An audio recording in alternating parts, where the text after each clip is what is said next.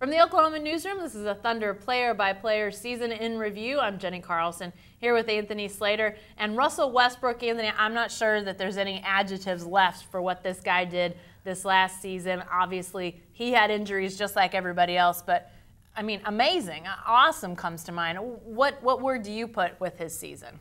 Valuable. I mean, he was very valuable. According to the voters, the fourth most valuable player in the NBA, and you could maybe even argue him up on that. He was everything to this team, especially after Kevin Durant goes down. When he went down, they fell off a cliff. When he'd come back, they turned into a playoff type team. I mean, we're talking about a team won 45 games. That would have been sixth place in the Eastern Conference. Almost was eighth in the West.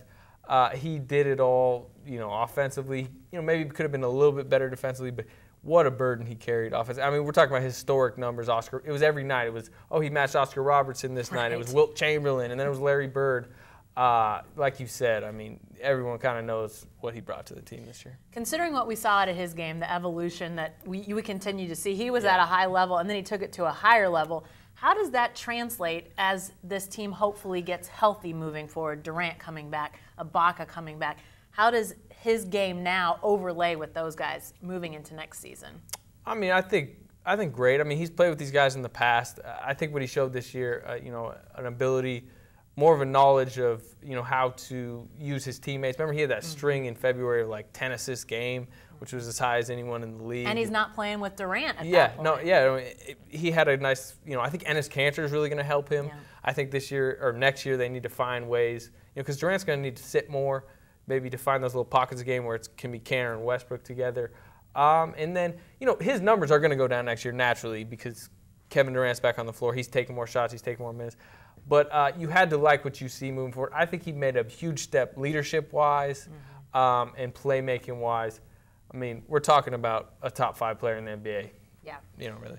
The way he played this last year, I had some people ask me from time to time, should it be an either-or situation with he and Durant? And I mean, people will talk like that, but in reality, did you see him tire having to carry, you talk about the burden, having to carry that burden throughout the season? Yeah, late in the year. Where I really saw it, I thought, he was so good, and he was carrying them.